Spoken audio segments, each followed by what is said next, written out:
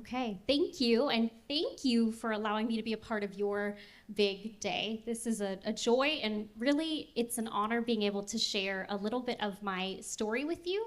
But more than that, being able to celebrate and sing the praises of your pregnancy resource centers, because you have got one of the best here in Rolla.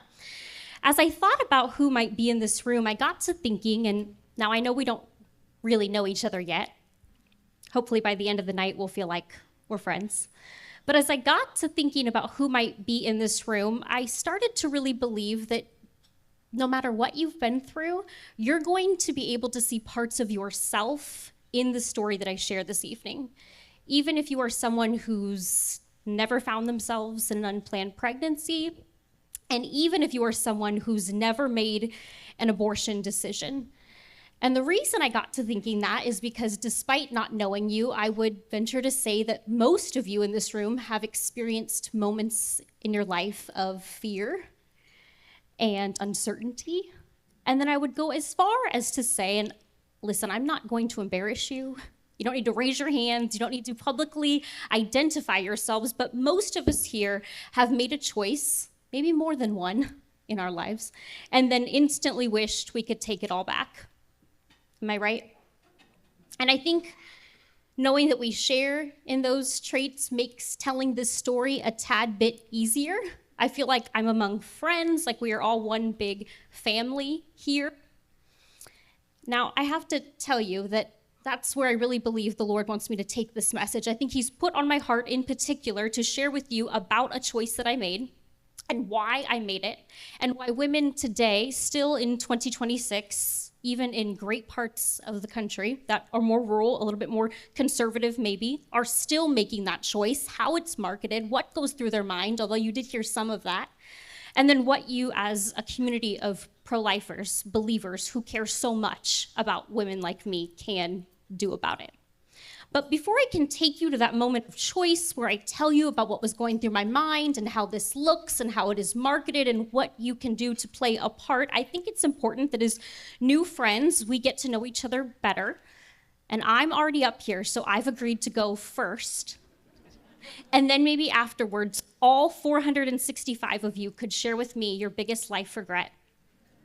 And I will feel a tad bit more comfortable about what I revealed from the stage this evening. I will get this out of the way early because I don't want you to feel like you were misled or lied to. I am not from Missouri, or Missouri, as they tell me. I wish I was. You are lovely and kind and humble, but I actually live in the great state of Louisiana. And Louisiana is a great state to live in, as you can see. We've got some supporters here, but we've only been there about 3 years. I don't yet have the Southern draw. And moving there was quite an adjustment because although it's full of culture and life and faith, it's different than where we were from. My husband and I were both born and raised and living in, prior to 3 years ago, the great state of, brace yourself, I'm very scared to tell you actually, California. And despite growing up in California, I can assure you that I am very normal. And I grew up in a really normal home, and when I tell people where I'm from, they look at me like I have 6 heads, and I have to explain, no, I love Jesus. And I grew up in a normal, thriving, wholesome, conservative family. My parents were and still are married. We were in church several times a week. I was in great schools, and I was put on a very straight and narrow path. I had a lot of opportunity. But despite growing up in this flourishing community, this awesome home that knew the Lord, where we were in church several times a week, whether we liked it or not, my attitude changed by the time I hit about 14 or 15 years old. Now, my parents, they're fantastic, but the one area they struggled in was talking about tough subjects. It was taboo, it was awkward. And so we as a family did not talk about things like sexual integrity, or what to do if you become unexpectedly pregnant, or how we as a family, or even as a church, my church would not go there because it could offend some people, how we felt about abortion. And so Here I am, 14, 15. My attitude changes. I think I have the world figured out. I am convinced that 15 is almost 18. And when you're 18, you know everything. So goodness, I can start to make some big girl decisions now. And I had questions, but because my parents weren't talking about it, they lost out on being the authority on those tough subjects in my life. And so instead, where did I go? I went to my 14 and 15-year-old friends. Yikes. I went to the internet, which I had in my back pocket that my poor parents didn't even know how to use. And worst, I went to the California public school system. All of which led me to believe that I could do whatever I wanted with whoever I wanted and that God would just forgive me anyways. And so I did. And by 16, sophomore-ish year of high school, I started dating a boy that was a few years older. My parents had no idea what was going on. And by 17, during the tail end of my junior year of high school, I found out that I was expecting my first baby. And the news of that pregnancy came as a shock to me because maybe you've gathered, I didn't think much about the outcomes of my life choices. I wasn't very mature. I also really didn't know how my body worked. But more than me, the news of that unplanned teenage high school pregnancy came as a complete shock, and I would even say a devastation, to my amazing, hardworking, conservative Christian father. And the reason I share right here in the beginning of my message that we were normal, that I didn't come from a broken home, that I had a whole lot of opportunity, that I was college bound, is because so often I hear very well-meaning people say things like, you know, Rebekah, great story, thank you for sharing, but that wouldn't happen to people I know. Yes, it happens here, absolutely, but this is not California, after all. And that's more of a big city issue. That's more of a St. Louis problem. That's more of a Kansas City problem. And even if it were to make its way into my community, it probably wouldn't make its way into my church because my pastor preaches on the sanctity of life and the girls hear that message. And even if it were to make its way into my church, it could never make its way into my home because we've raised our daughters to be better and to do better than that. And I guess I just want to gently, very gently, remind you that that's what my dad thought too. And the reality is no one is immune to an unplanned pregnancy or an abortion decision or any poor life choice for that matter. And you probably have so much more in common with the young ladies, like the fantastic one that stood up here so bravely just a few minutes ago, and their partners, those young men who are walking through the doors of your PRC than you might first think. And so often when we approach the topic of unplanned pregnancies, but especially of abortion, it becomes a conversation of it's them versus us. And it's those evil people who don't look like us, don't think like us, don't believe in our Savior, don't vote like us, and they are us. They're here, they're in your community, you're doing life with them, they're in your churches, and sometimes they're in your very homes. And so if they are us, then the conversation has to start with us. We have to make sure that they know about places like your PRC. We have to make sure that we're approaching these conversations with compassion and conviction, because where we are quiet, culture steps in with a very loud message. So here I am, and I'm 17, and I'm pregnant, and I don't really know what to do with that information. But I knew that my dad was mad, furious, really. And I started to weigh my options. And I thought, you know, I've made a baby, and so I guess that means I need to be responsible and make a baby. And then the teenager in me kicked in and said, how hard could having a baby be? I'll just have it. You know, I made it, and now I'm going to have it, and then I'll parent it, and my dad will calm down, and things will get better. And I'll take it to school with me, and we'll get on with life. And I know that sounds so ridiculous, but the only thing I can really say is that the hope was loud. For no good reason at all. The hope was loud enough to drown out the fear. And I just thought, we can do this. And thanks be to the Lord, all I saw was that silver lining, and that kiddo is 14 today. And so,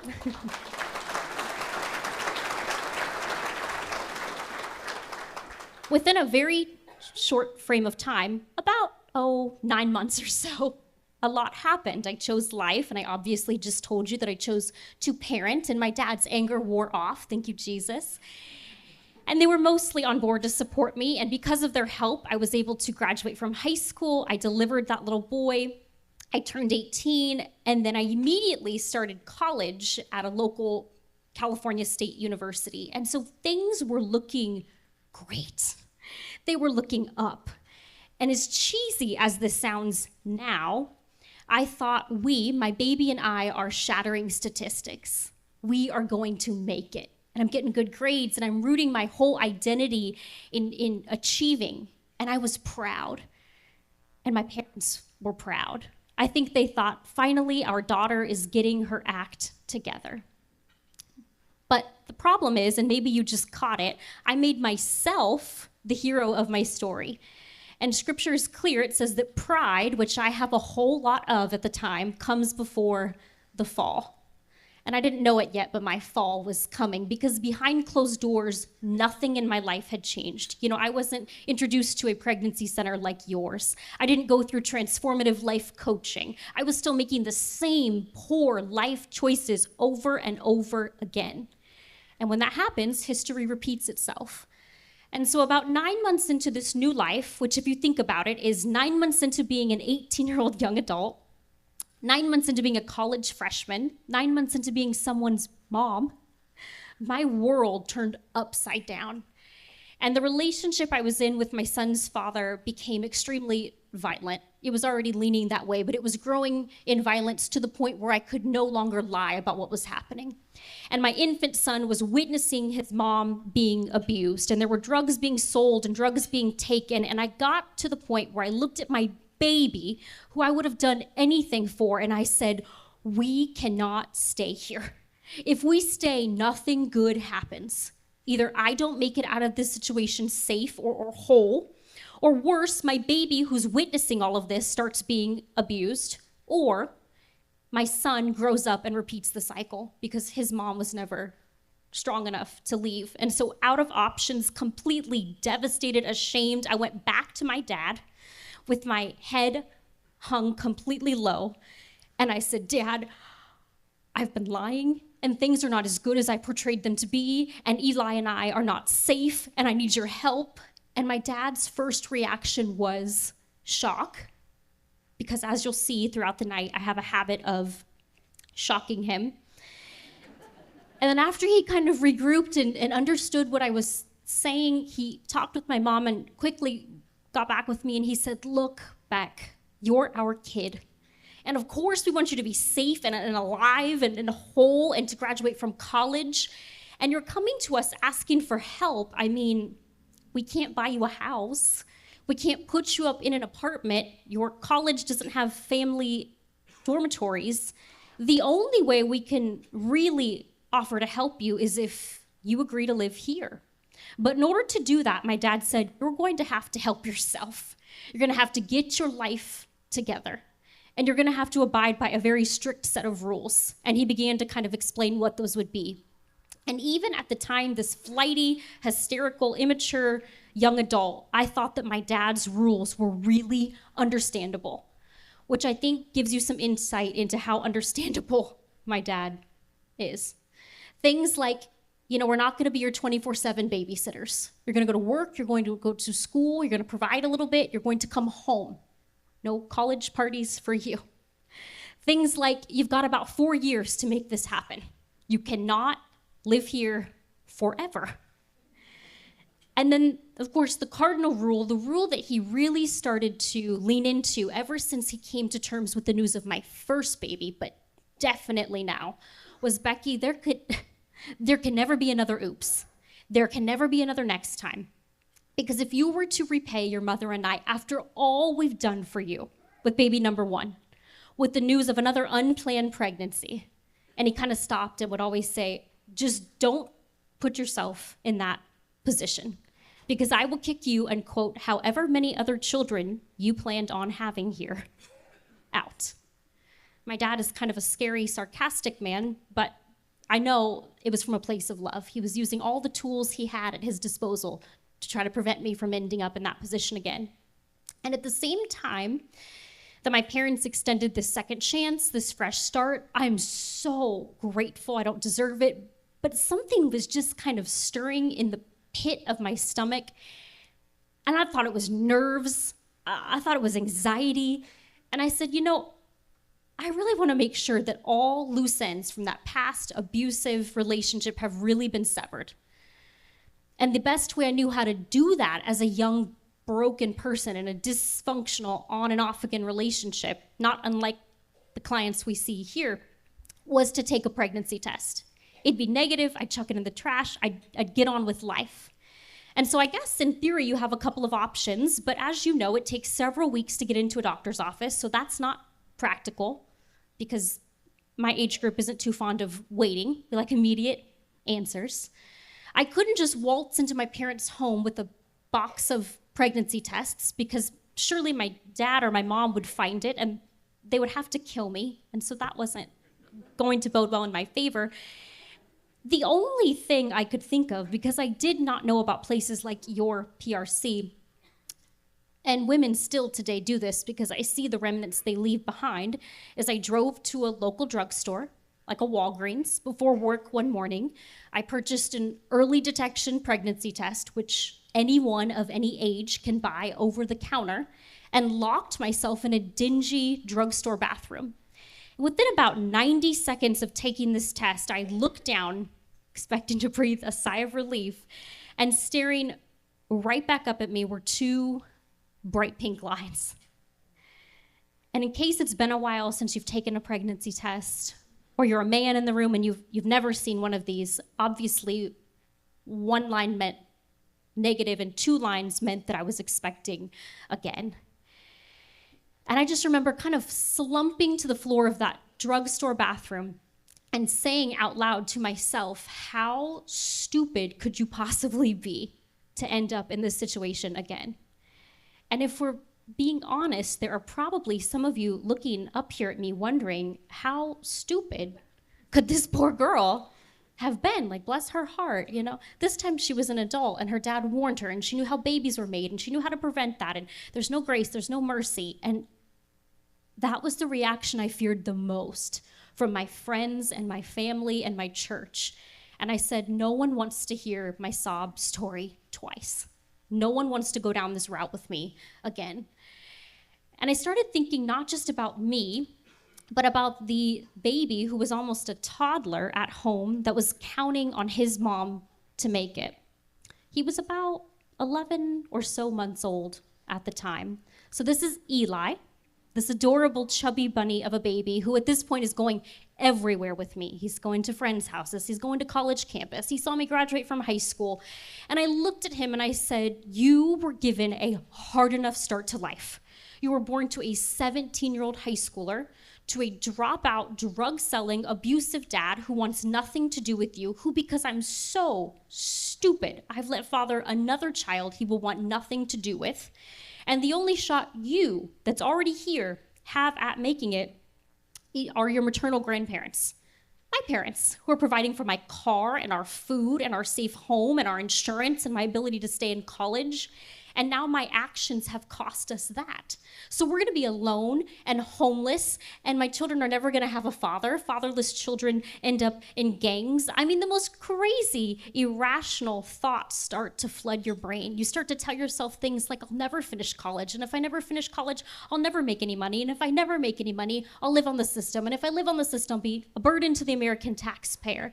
I mean, everything distorts and it feels upside down. And in this moment of complete terror and crisis, culture quietly creeps in and convinces you that wouldn't be fair. And we hear things all the time like, what quality of life will you have if you have to put your education on hold? What quality of life will your son that's already here have if you make this decision to parent again? What quality of life will the baby you're carrying have if it's born to a 18-year-old dropout single mom living on the system? It wouldn't be fair to put anyone through that, Rebekah. And through that lens, as absurd as it seems, abortion starts to look responsible. Like the best of three awful decisions I could make in a really horrible position. There's a spider. And it's been floating in front of my face for a long time, and I really did try to ignore it, and then it got real close, so that's the devil, and we just kicked him out.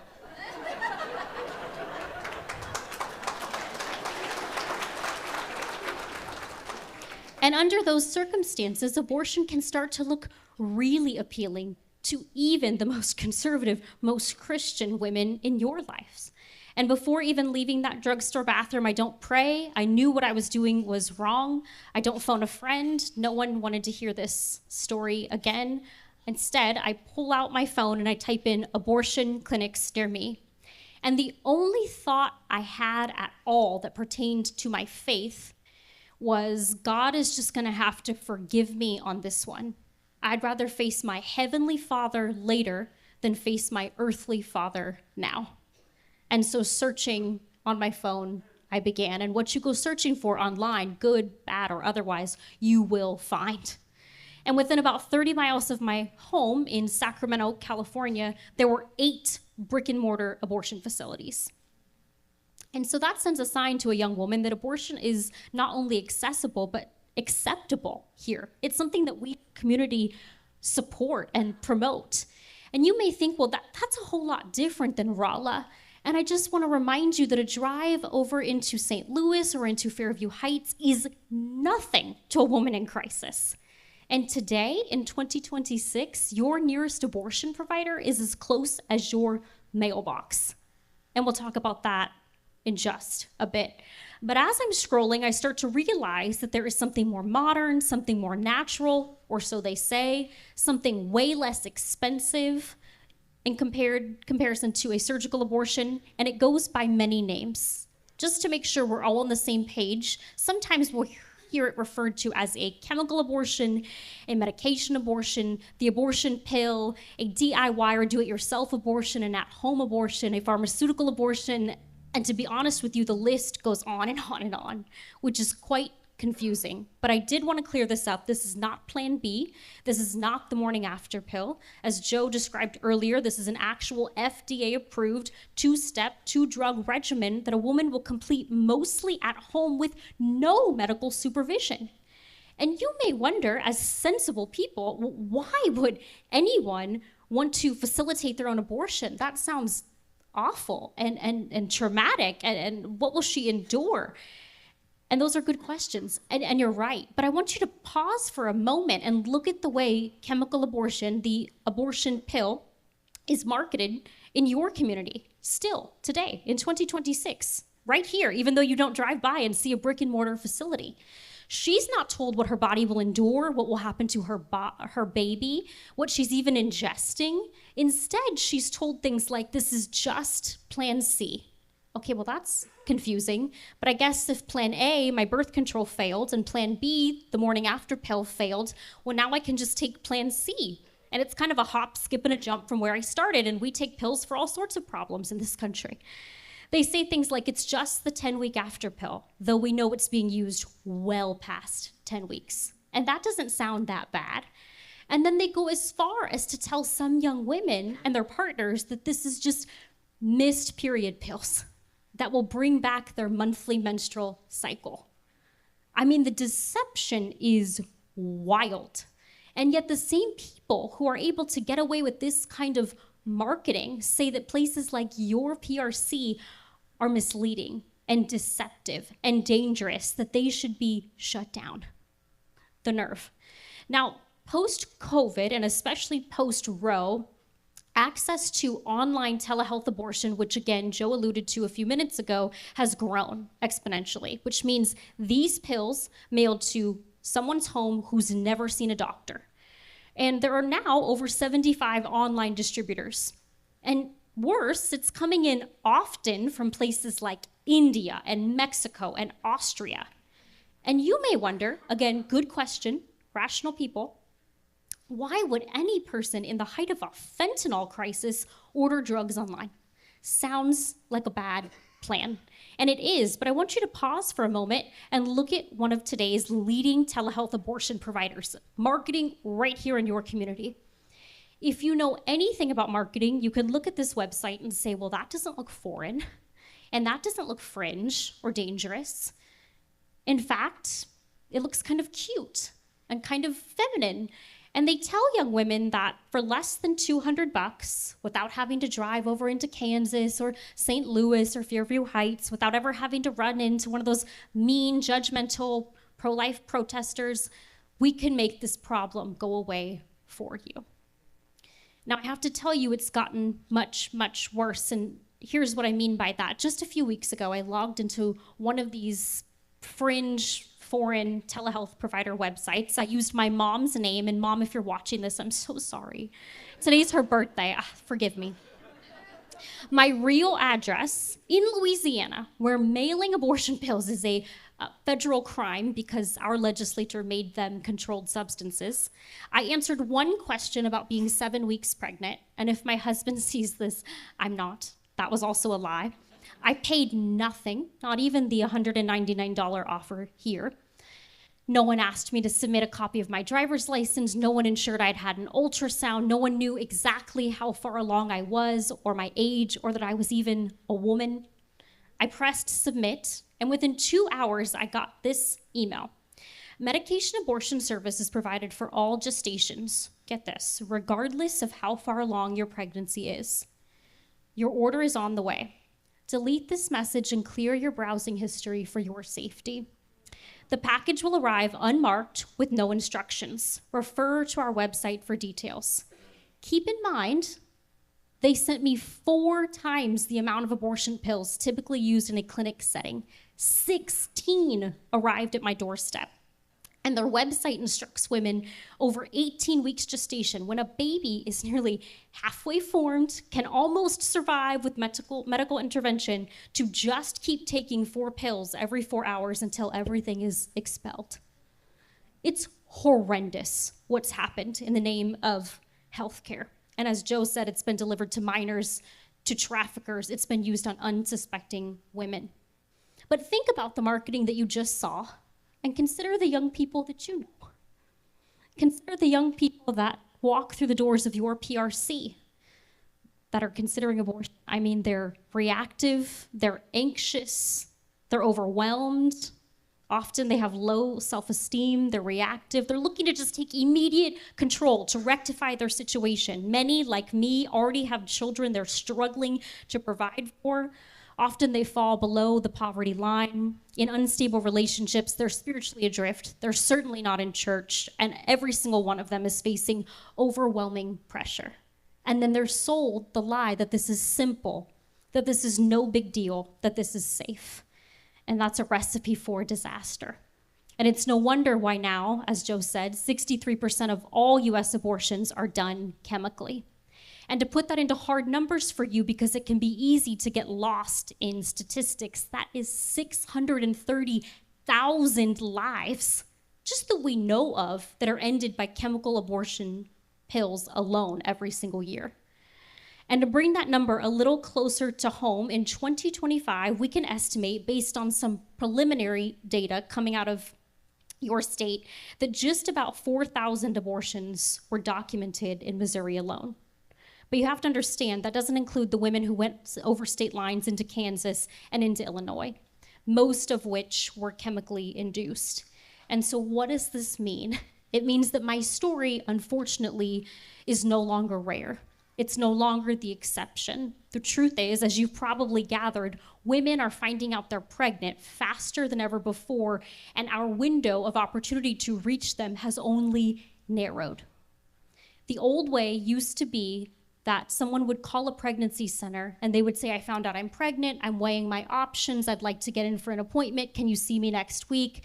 And the new way is this: hi, I've ordered abortion pills online, I've got them sitting next to me, is there anything I need to know before I take these? That's where we're at.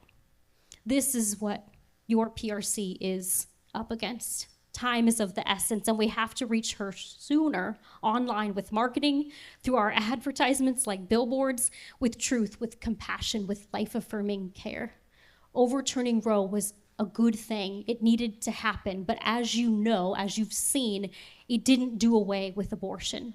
It just changed the landscape. And so you may be wondering, well, gosh, Rebekah, that's overwhelming. We defeated Roe and it's still not over. How do we do away with big abortion? And my answer to you is this: we do it one person, one heart, one conversation, one appointment at a time.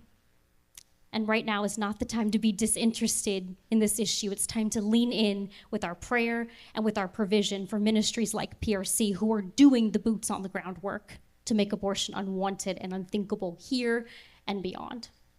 So back to my story, I chose a medication abortion, believing all of the lies. It would be simple, easier to compartmentalize. How hard could taking a couple of pills really be? And on March 13th, I walked into my final appointment at a local abortion facility that was near my university, as they often are. And I'll never forget, I had a parent in healthcare, so I'm just used to a certain kind of facility, a certain kind of approach. And I walked in and it was as if I left my name at the door and became patient number 25 of the day. It was sad and it was somber and it was gray and just kind of stripped of life and of dignity. And there were about probably 12 to 14 other girls all there to make the same decision, and yet we were so ashamed and embarrassed we couldn't even look one another in the eye. And now, so many years later, I just think it's ironic that people call this choice empowering, because I can tell you that was not a room full of empowered people. That was a room full of desperate people, and desperate people are willing to place their hope in anything. I approached the desk, ready to check in, to give my information, and without even looking me in the eye, a receptionist flopped down a clipboard and explained I'd need to complete a questionnaire. And I looked it over and said, if this is all that stands between me and my abortion, this is going to be real easy. It had simple, straightforward questions with little yes and no check boxes, things like, have you considered parenting? Well, that's impossible, but I'm just gonna check yes. Would you like information on parenting? No, my dad is going to kill me. Have you considered adoption? I had not once considered adoption. I was frantic. I was looking for finality. Adoption presented too many answers I'd have to come up with later. But I'll just check yes. Would you like information on adoption? No, lady, my dad is still going to kill me. And I signed it, turned it in, and someone read back answers. That was the extent of my pre-abortion counseling. And even that 30-second quick questionnaire that causes you to pause has been completely eliminated with telehealth abortion. No one is second-guessing these women. And I want you to pause for a moment and think about just how intentionally different that is from the way a woman is treated when she walks through the doors of your PRC. And I got to tour today. If you haven't, I highly recommend that you do. It's impressive. It's calming. It's not overly medical or sterile. It's welcoming. It's designed for someone who is in panic.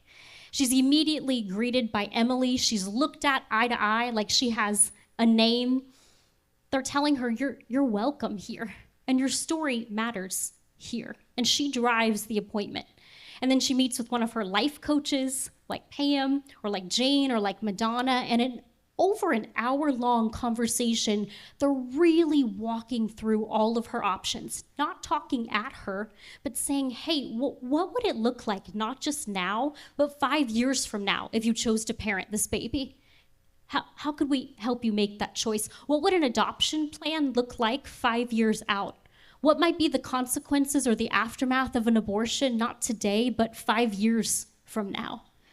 And then no matter what she chooses, they never abandon. If she chooses to parent, we plug her and if possible, dad into parenting classes. We've got incredible in-house life skills curriculum available to both of them.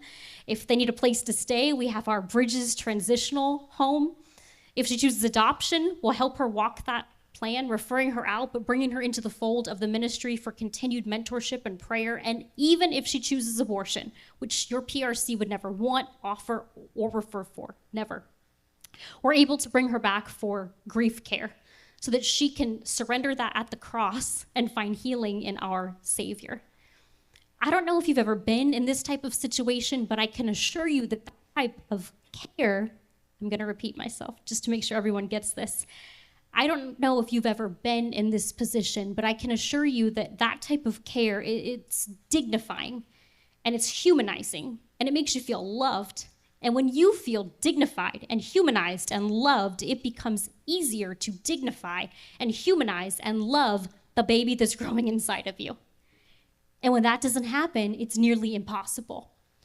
After waiting for what felt like forever, I was pulled back into one of the last clinic rooms at this small abortion facility where I sat with a nurse. And she had the abortion medication on her desk, and she began to describe in kind of a 60-second elevator pitch style speech everything I had already read online. She said, "Rebekah, this will be really natural, much like your monthly menstrual cycle. You will bleed, you will cramp, you shouldn't be too uncomfortable, and even if you are, we're gonna send you home with some pain medication." She said, "This will be a 2-step, 2-drug process that you will start here with me today and finish at home tomorrow. This first pill that you're gonna take right here as I watch you take it is called mifepristone, or RU486. And once you ingest this, there is no going back because your pregnancy is going to end." You have to remember, I'm young, I'm 18, I'm terrified, I've never felt dumber. And I didn't think to ask, well, how does that work? What are you giving me? How does a pregnancy end? And I didn't realize no young person is told, and I think it's important that you know, the way the first abortion pill works is it blocks baby from receiving the essential hormone progesterone. And babies in the womb depend on progesterone, sort of like how you depend on oxygen. Now, it's not a direct apples to apples comparison, but hang with me here. Mom, who does not want to be mom, takes the abortion pill and it tells her body, we're not pregnant anymore. Progesterone supply is blocked, and there's no easy way for me to tell you that by design, the baby dies. But you're just told your pregnancy will end because that sounds better. And then she said 24 hours later, maybe when you're home, maybe when your parents get to sleep and your son gets to sleep, you're gonna take a second set of 4 pills called misoprostol or Cytotec, let them dissolve, go ahead and swallow, and this will just expel your pregnancy. Young, naive, ignorant, didn't think what that meant. And I talked to women all over the country who believe that their baby, their pregnancy will just dissolve, just disappear. And that's not possible. And so what you should know is the second drug used in a chemical abortion is commonly given to women in active labor, or to send them into active labor, rather, because it causes their body to dilate and to contract. And so unbeknownst to me, 18, with a baby in a crib sleeping next to me and my parents downstairs thinking I'm asleep or studying, I am being instructed to send myself into labor in our restroom.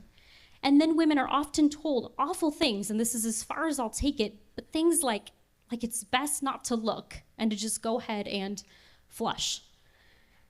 Again, I don't have any images. The story gets better. I promise. The only reason I take it that far is because I need you to understand that the abortion industries of the 90s, even early to mid 2000s, it's pretty much gone. And this is what your PRC is now up against. I swallowed that first abortion pill, was handed the second set, knew there was no going back, and sent on my way with just a brown paper lunch sack full of the rest of the medication. And by the time I got to my car, a whole 2 minutes later, I sat down and I started shifting through that bag, and panic and regret and grief consumed me. And I said audibly, out loud, what did I just do? I don't even believe in abortion. I am a Christian. I was in church 2 days ago. I'll be in church 3 days from now. I can't believe this. And what if my dad could have forgiven me, and has this pill already run its course? And it dawned on me that the following day, March 14th, when I was supposed to complete this abortion, was my oldest son's first birthday. And I thought, oh my gosh, March 14th is forever gonna be a day that I brought one baby into this world and took another one out. And so I'm crying and I'm hyperventilating, and I just started praying, and I said, God, if there's a way out of this, please help me find it. And if not, Father, just please forgive me. And at least this time I prayed first, but ultimately I did what we all do, and I turned to my phone and I typed in something like, I've started a medication abortion and I don't want to finish it. I took the first pill, I don't want to take the second. And to my surprise, ever since the FDA approved this regimen, women just like me had been turning to Google saying, I've messed up. I made a big mistake.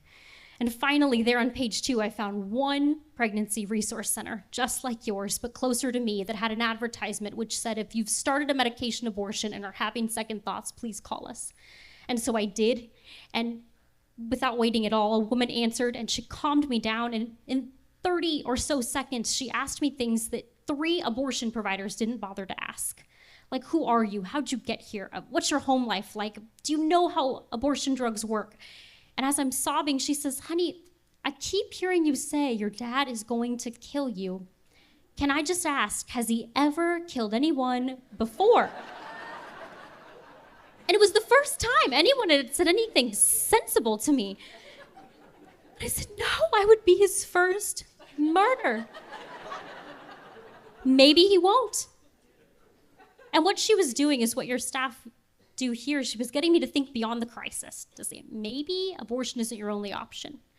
And she said, you took a pill, a drug to deprive your baby, your body of progesterone. What if we just put progesterone back into your body? Would you let us try? And I said, yes, absolutely. She found a nearby physician. We partnered with the pregnancy center. And within about 12 hours of starting that abortion, taking that first pill, I was sitting with them, receiving a heavy dose of progesterone that I would stay on in an attempt to outcompete or reverse it. And the abortion provider eventually found out, and they said, what you're doing is not possible. And if you carry to term, not likely, but if you do, you will probably have a baby born with a severe fetal anomaly. And what quality of life will that be? And we hung up that phone and I gave it to the Lord, and I really felt God say, even if you're poor and you never graduate from college and your dad never speaks to you and you live on the system and your baby is born with a severe fetal anomaly, their life has value. And you're gonna have to trust me to get you out of this. So not just quality of life, but sanctity of life.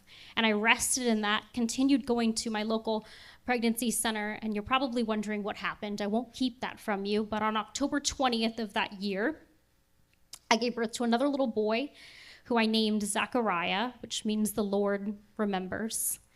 And you can't tell much from pictures, but Zachariah is perfectly healthy, and he's not just surviving, he's thriving. He's one of the first abortion pill reversal babies, but as you heard Bree say, we have so many now, over 8,000, many of which have been born here because this is a service that your PRC offers. This is in part what you are funding, the ability for women like me and like Bree to have a second chance at choice.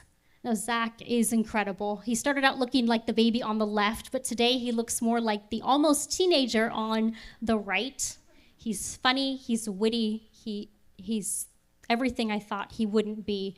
And recently, he was invited twice, actually, to take his little balloon creating adventure, which you can see on the right, to make balloons for children at St. Jude Children's Hospital who are receiving chemo. And I watched this little boy, who I was sure would be such a burden, who would ruin my life and the lives of everyone around him, go room by room and bring joy and Jesus to hurting people. And I thought, God is so good and faithful to redeem and to restore. And I can't believe that this is a life I almost missed out on. Not only did Zach, his life didn't end, my life didn't end either. My dad did not kill me with his bare hands. He expressed shock and sadness and then support. And I was able to graduate from school, which means nothing. But it was neat to have both of my kids there and to say that's a lie, that people have to choose. And then the kids that I thought would never get a good dad got one of the best ones when I married my husband Kramer, like Seinfeld. And then shortly thereafter, we added 2 more children, Lydia and Jonah, to our family. And I have to tell you, our life has not been perfect. This is the highlight reel, cleaned up version, but it has been better than I ever could have imagined. And this is what was waiting on the other side of my scared, desperate yes to life. But I was only able to say yes to life because a pregnancy center, just like your PRC, stood in the gap for me in my lowest moment and first said, yes, you are worth helping. Yes, we'll be the hands and feet of Jesus to you in your moment of need. And they were only able to say yes because a community of believers, people like you and me here tonight, said yes, that is a ministry and those are lives and stories worth investing in. And so if you've invested in this ministry, you should know that that's your ROI. It's lives saved, it's hearts changed, and it's hope restored. And on behalf of moms like me, if you've given, whether it be through time, through prayer, through provision, I just want to say thank you. We're so grateful. You may never hear it, but we are eternally grateful for you, and we pray that God will continue to bless you.